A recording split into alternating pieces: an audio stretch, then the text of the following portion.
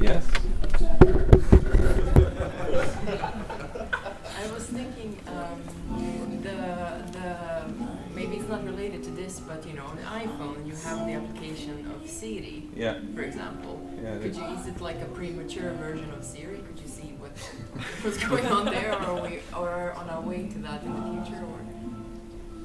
That would be, that's a nice thought. In fact, I think that's the idea behind the movie. Yeah, but you use Siri to get the restaurant where you want to bring a real girl. That's the point of Siri. Find me a nice cafe for a date. I mean, that's at least how I used it, or the equivalent in Android. Well, to tell you the truth, I think, this is my personal opinion, but I'm sure everyone has different opinions here amongst my colleagues. The capabilities of this AI are not so different from the capabilities of Siri and of something that can look up things on Google. Of course, it's got more common sense. It has a better interaction capability, and it's got programmed in it some you know, it can joke and stuff like that. But after all, the machine is what you project into it. We anthropomorphize a lot.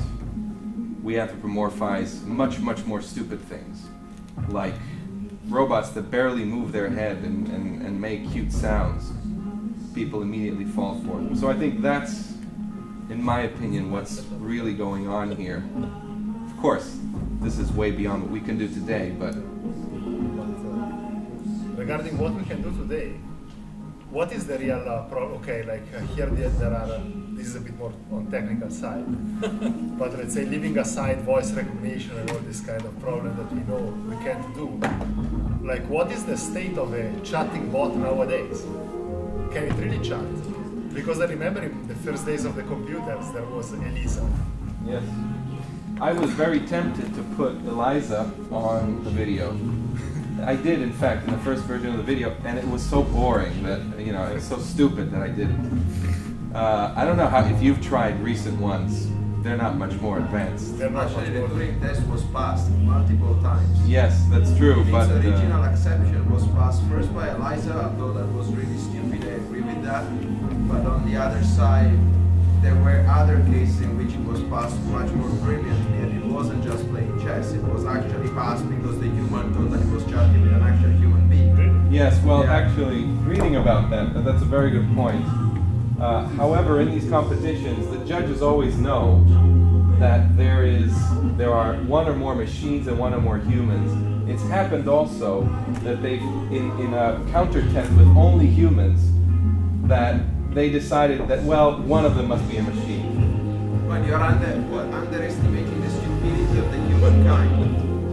I mean, there are people that are not that bright and they cannot hold a conversation that nicely. And there are robots that can actually answer properly, and that's it. That's true. And so in that sense, all those software did pass the Turing test brilliantly with full marks. Besides, I think we're missing a point here. I mean, basically, this guy got an operating system that didn't just have voice recognition capabilities. Is it getting louder? No, not up. Enough.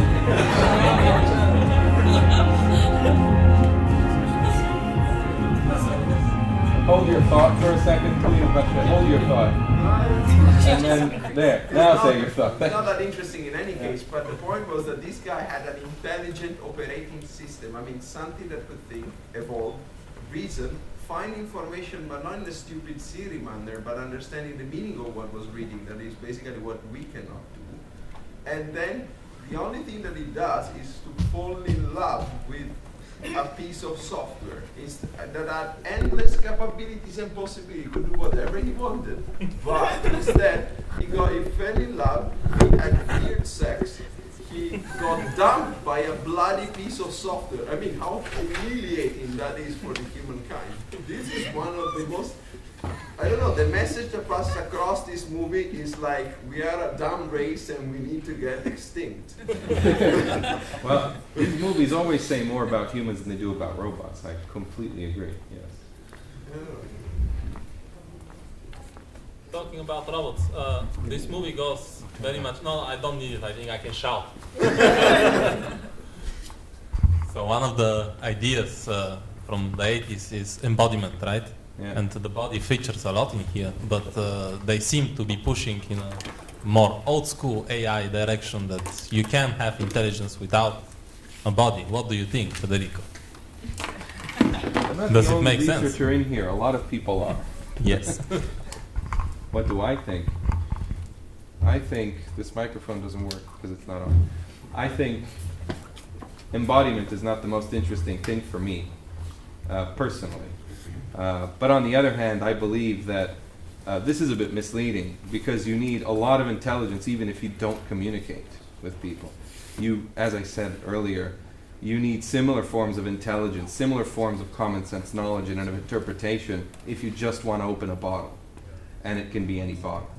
So I think the interesting thing is there something in common between all these types of intelligence? And I think we're beginning to see it, at least I know we are, and I think many of you think we are, I hope. I think it's a bit misleading to put it all on the body or all on the communication and see them as two separate things. It's a similar type of intelligence that you need in the end, if you want to act in the real world or if you want to talk in the real world. So I think an interesting question.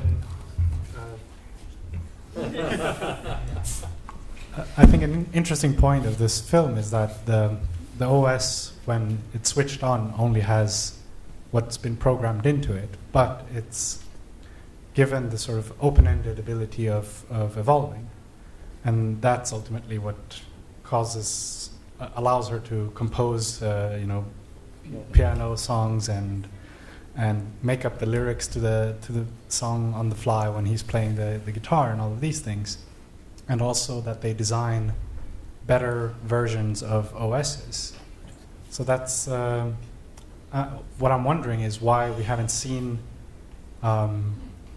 similar open-ended evolution in AI systems. There are projects about this. We're working on one of them.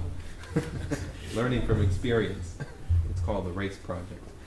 We're light years behind this kind of open-ended learning, but one of the sentences that was said here in the movie was the title of this European project, in fact. So I think we're going to see this, but progress is very, very slow. Because I think, my opinion is that this AI does something that we really can't even put our finger on yet, and that is learning high-level concepts that are reusable in different situations and learning them from very few examples. So it's almost as if there were some magic form of inference that were happening. This AI was never programmed to interpret the emotions of this particular guy, and it's not something you can learn by looking up on the internet reliably, but you have to sort of generalize a model and then reapply it into another situation. And the same goes for, I think, other things that she did. Probably the point is that this generalized concept is hard to describe for a computer. Tell it what is a generalized concept. Like you can tell,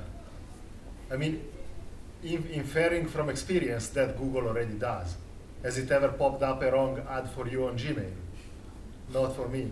Rarely. I think there's an answer The guy there. read all my emails and found out what I like. That's a good point, yeah. I But mean, not precisely enough for a conversation. But the point is that it keeps inference on a very low level. Yes. Like understands what's your favorite football team, understands what you would buy on the internet, not much more than that. Yeah. But this it does, Good point. and Yeah. it's already a product. But I think there is one thing that this film says, which I like, which is much more than we're trying to do with AI today. I think, if I remember correctly, when the operating system starts, she introduces herself. She says, well, I have intuition. That's much more than learning. I mean, that's actually probably why she can get something more out of, well, I mean, she read the 1,000 letters this guy wrote, which probably is a good way for her to simulate affection but I think there is something more which is intuition. It's not just good old learning, semantics, statistics, and all the things we pretend to be able to do.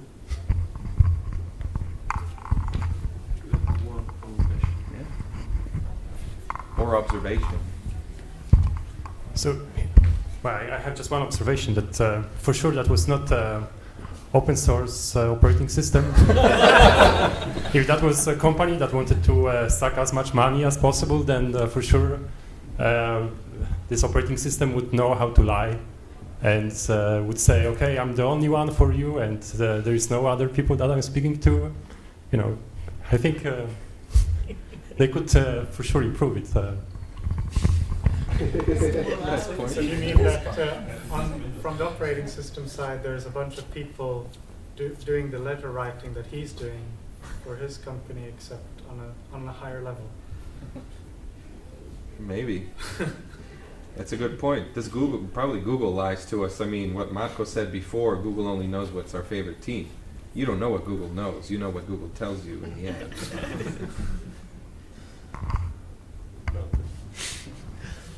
Yeah, I would.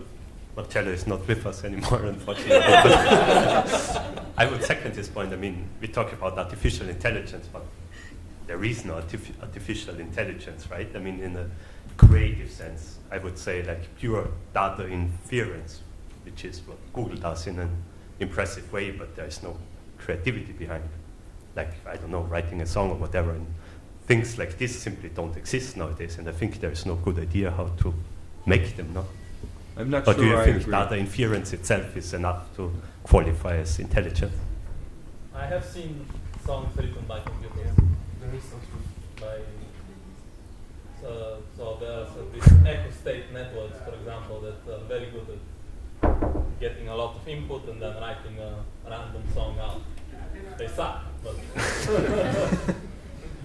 Yeah, sure, but you know, okay, maybe that's not a good definition of creative intelligence then, but I think with a deterministic system, that's simply impossible to produce in the end. No, isn't that the actual problem we face when you actually want to implement intelligence? And the problem, intelligence is not even well defined. No? So No, that's not well defined at all.